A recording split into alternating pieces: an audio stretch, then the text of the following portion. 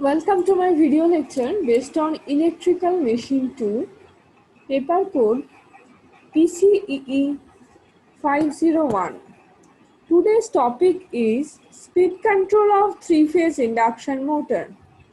Myself, Trumlum Banerjee, Assistant Professor of Electrical Engineering Department, Dr. Sudhir Chandra Sur Institute of Technology and Sports Complex. This institute is previously known as Dr. Sudhir Chandra Sur Degree Engineering College. This institute is under JIS Group. In my last lecture, we have discussed about torque and we have also understood about what is synchronous speed, what is rotor speed, and what are the factors affecting the rotor's torque actually. Basically, when we will think about the speed control of three-phase induction motor, then we have to understand that what are the components which are basically related with the speed control of induction motor. So on that part, the main thing which is related with speed, that is synchronous speed ns. That means it is 120 f by p, which is related with frequency and number of poles. This is the first part which is related with speed. The second thing which is related with speed, that is rotor speed, that is NR, which we can represent by 1 minus s into ns, where ns is the synchronous speed and s is the sleep. Third component which is related with speed, that is torque. And torque is written by k s e2 square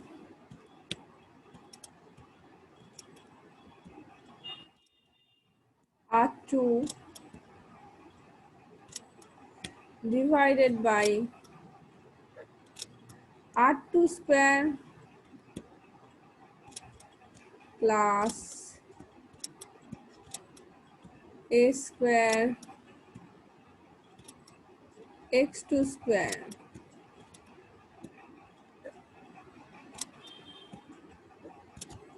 So these are the things basically directly related or involved with the speed of three-phase induction motor. Now let us see how these things will affect our speed of three-phase induction motor. The thing we have already discussed, that is the rotor speed of induction motor, is given by NR equals to 1 minus S into NS, where NS is 120 F by P, or otherwise we can write that NR equals to 120 F by P into 1 minus S. From this equation, it has been seen that the motor speed can be changed by a change of frequency F and number of poles P or S. Any one or any combination of the above methods may be used to change the motor speed, or all used in actual practice. That means if we want to change the speed of the three-phase induction motor, that means at the time we have to change any of this combination or any of the single part. That means if we can change the number of poles, then synchronous speed will be varied. If the synchronous speed will be varied, it's definitely the rotor speed will be varied with inverse relation. Secondly, if we can able to change the frequency of the motor, it is directly related with synchronous speed.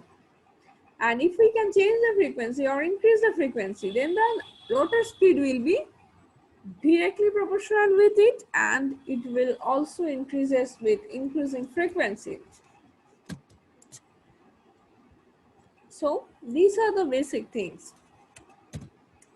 Now the first method is implemented based on the changing of number of poles. So based on this concept, there are basically three methods. One is pole changing method, pole changing method.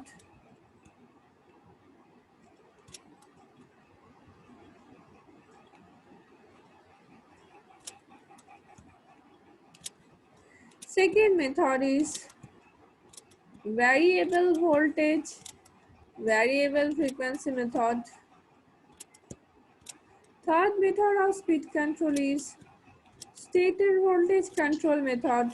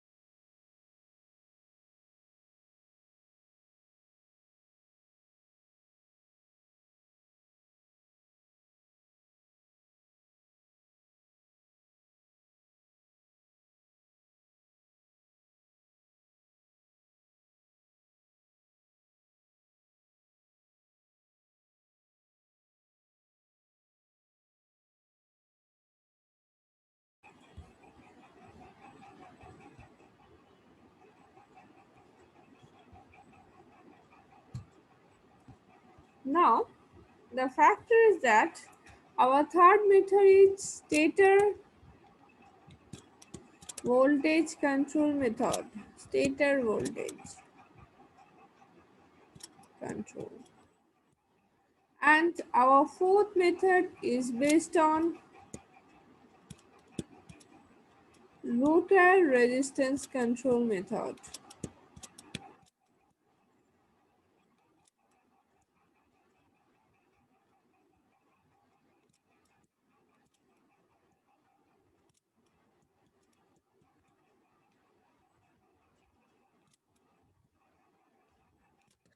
Now, based on this concept, these four types of controlling methods have been implemented here. That is pole changing method, variable voltage, variable frequency method, stator voltage control method, and rotor resistance control method. Among these, the first three methods are applicable for both squirrel cage type as well as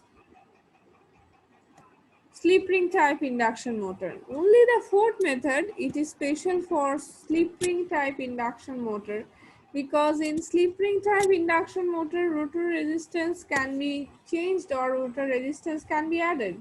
This provision is not for squirrel cage type motor, so this is not possible in case of squirrel cage type induction motor. So let us start with our first type of speed control method, that is pole changing method. The number of stator poles can be changed by a multiple stator windings, and the method of consequent poles and pole amplitude modulation method. These are the main three techniques through which we can change the number of poles of three-phase induction motor. Among that, we will basically discuss about the first two methods. And the method of speed control by pole changing are suitable for cage motors only, because the cage rotor automatically develops number of poles equal to the poles of the stator winding. So this kind of method is basically used for squirrel cage type motor. And we can say that this is a very old method, and nowadays these methods are generally not used because the pole changing is definitely a difficult thing, and the poles are just inside of the three-phase induction motor, and the changing of those things using the changing of the wiring connection, those will be much difficult than using easier drive control. So how we can change the pole of the motor? By using multiple stator winding. Now that part I will tell. In this method, the stator is provided with two separate windings which wound for two different pole numbers. One winding is energized at a time. Suppose that a motor has two windings for pole 6 and 4.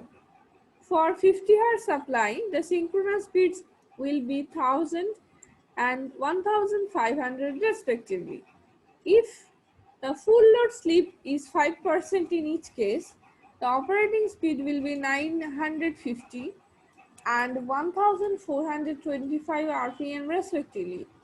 This method is less efficient and more costly and therefore used only when absolutely necessary. That means in this case, two separate windings we have to use, and two separate windings making the motor bulky, and two separate winding connections making the connection of the three-phase induction more difficult. So definitely this method is not very good one for using the pole changing one. Second part, that is method of consequent poles. The method of consequent poles was originally developed in the 18th century, 1897. In this method, a single stator winding is divided into few coil groups. The terminals of all these groups are brought out. The number of poles can be changed with only simple changes in the coil connection. In practice, the stator winding is divided only into coil groups. The number of coil groups can be changed in the ratio of 2:1.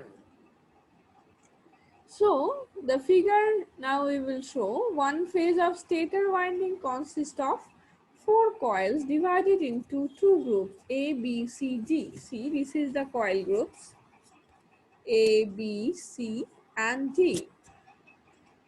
When from the A coil current is entering, here it will form the south poles. See, here it has been formed 2 south poles. And then it will be returned from the path B. Next, from D, the current is entering and from C it is leaving. That means in C it has been created opposite direction current. So it will create north poles here and it will create north poles here. That means now we have 2 north poles and 2 south poles. So a 4-pole machine is created because of this ABCD coil connection. Okay, that things has been written here. In order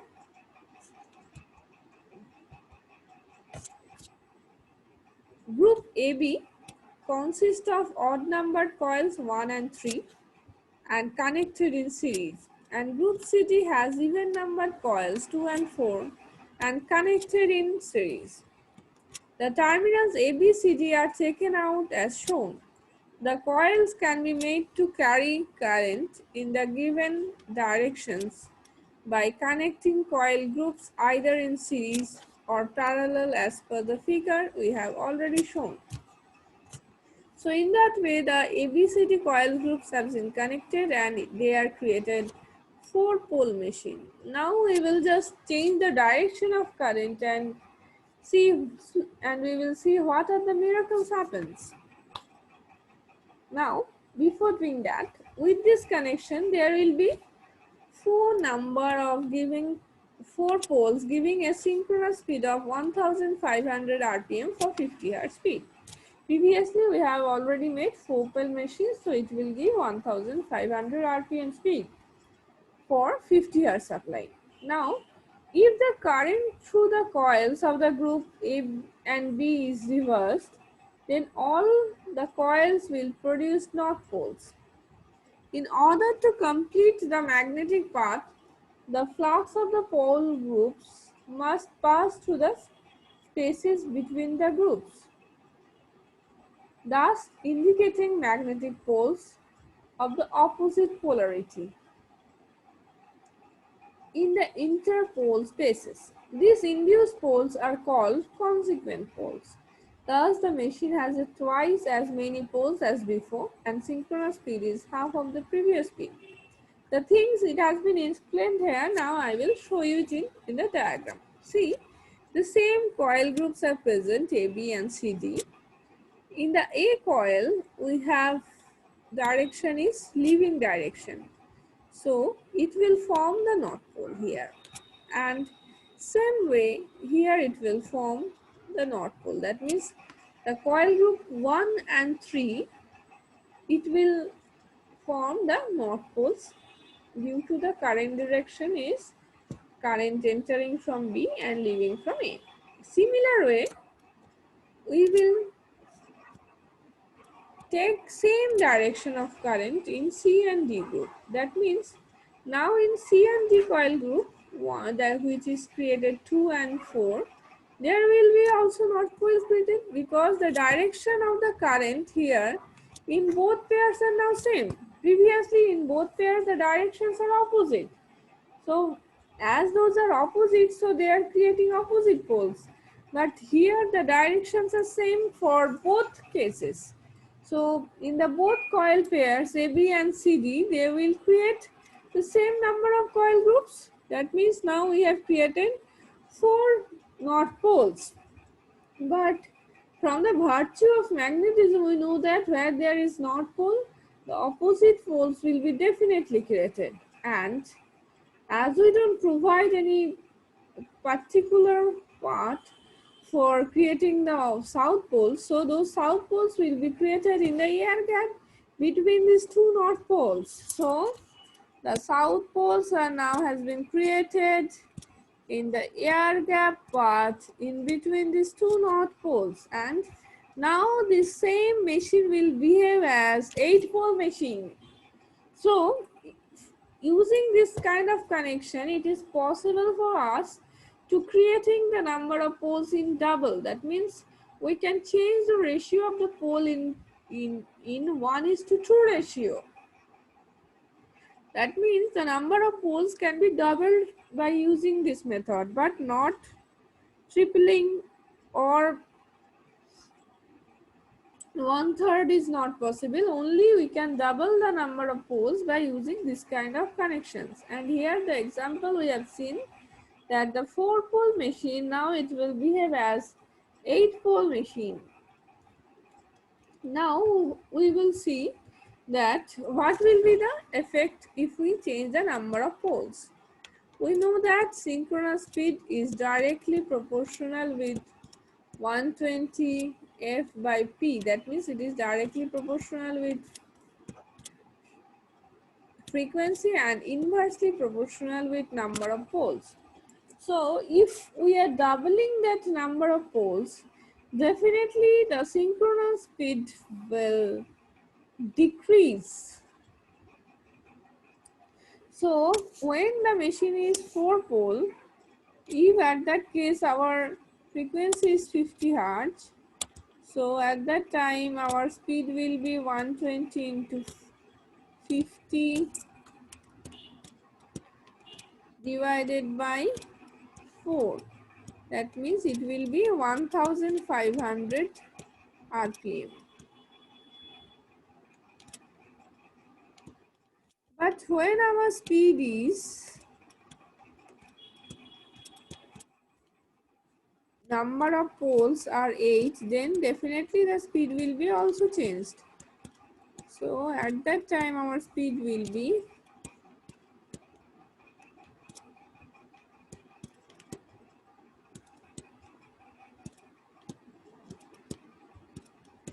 750 RPM. So we can understand the speed of single phase, 3-phase induction motor has been just half because of the number of poles becomes half. So with increasing number of poles, definitely the speed of the 3-phase induction motor is reduced. That means if we are increasing the number of poles, the speed of the induction motor will be accordingly reduced. Here we can doubling the speed. That means we can create the half of speed of 3-phase induction motor now. So the first method I have discussed, the first method of speed control of 3-phase induction motor I have been discussed here. Now in next lecture we will discuss about the other methods like variable voltage and variable frequency method, and also the stator voltage control method and resistance start methods.